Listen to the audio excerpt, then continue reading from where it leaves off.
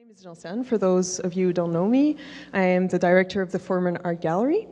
I want to thank you very much for joining us tonight for this roundtable themed on visual culture and astronomy. This event is organized in conjunction with the exhibition Parallax, currently on view at the Foreman Art Gallery. If you haven't seen it, we strongly invite you to have a little peek after the roundtable. It'll still be open.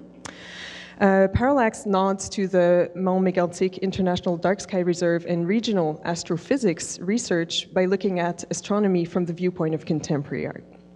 And the roundtable is a bilingual event, also cross-disciplinary, setting an encounter between two French and two English speakers, two astrophysicists, and two artists. The idea is to cover the spectrum of issues concerning visual culture in astronomy as seen from the viewpoint of astrophysicists and contemporary artists. Logically, the conversation should cover some concepts in astronomy, the role of technology, data visualization, and aesthetics. The roundtable is co-mediated by Guillaume Poulain, scientific communicator at the Astrolabe du Mont Mégantic, and myself.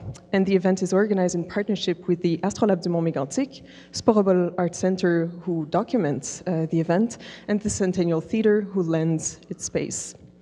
Alors, merci d'être présent ce soir pour cette table ronde qui porte sur le thème de la culture visuelle en astronomie. La table ronde est organisée dans le cadre de l'exposition Parallax, qui est présentement en salle à la Galerie d'Art Foreman, juste à côté. On vous invite évidemment à aller jeter un petit coup d'œil après la table ronde si vous ne l'avez pas encore vue. Vous êtes d'ailleurs... Le Parallax interroge la culture visuelle issue des activités en astrophysique en y posant un regard oblique, c'est-à-dire que les œuvres qui sont regroupées dans l'exposition soulignent l'interaction entre la technologie, l'esthétique, la politique dans le développement de notre conscience cosmologique. L'objectif de la table ronde est vraiment de couvrir, si on veut, un spectre des enjeux qui touchent la culture visuelle en astronomie, notamment vue par les astrophysiciens et les artistes. La conversation risque par conséquent de couvrir différents territoires comme certains concepts en astronomie, le rôle de la technologie, la visualisation de données et des questions esthétiques. J'ai la chance de co-animer la soirée avec Guillaume Poulain, communicateur scientifique à l'Astrolabe du Mont Mégantic. Et l'événement est d'ailleurs organisé en partenariat avec l'Astrolabe du Mont Mégantic, avec le Centre en art actuel Sporobel qui documente l'événement et avec le Théâtre Centennial qui nous prête son espace. Dans la tradition de l'Université Bishop's, la table ronde est un événement bilingue et les présentations vont alterner du français vers l'anglais.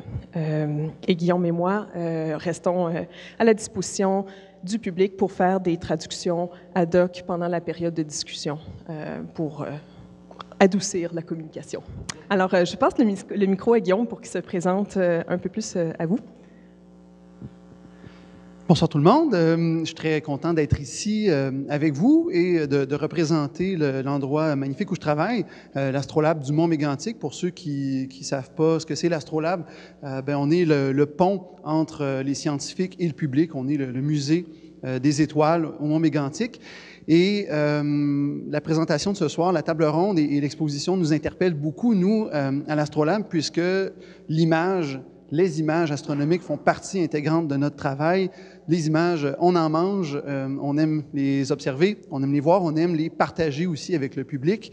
Donc, on a très, très hâte d'entendre ce que les panélistes ici ont à dire. Et d'ailleurs, je vous présente deux des panélistes, le volet scientifique qu'on a devant nous. Premièrement, en fait, la première personne qui va s'adresser à nous ce soir, c'est Robert Lamontagne. Bonsoir, Robert. Bonsoir. Alors, Robert Lamontagne, il est coordonnateur du Centre de recherche en astrophysique du Québec. Il est bien évidemment astrophysicien et c'est aussi un vulgarisateur scientifique hors pair qui donne presque une centaine de conférences par année. Alors, ça risque d'être très passionnant. Et on a aussi la chance d'avoir avec nous ce soir Jason Rowe. Jason Rowe qui est nouvellement enseignant ici à l'Université Bishop. Il est lui aussi astrophysicien, donc il enseigne l'astrophysique, l'astronomie, mais il est également titulaire de la chaire de recherche du Canada sur les exoplanètes. Et pour le volet. Oui, donc on a aussi, c'est ça, deux artistes avec nous qui présentent ce soir, Jean-Pierre Aubé et Bettina Forget, qui font tous deux partie de l'exposition par ailleurs.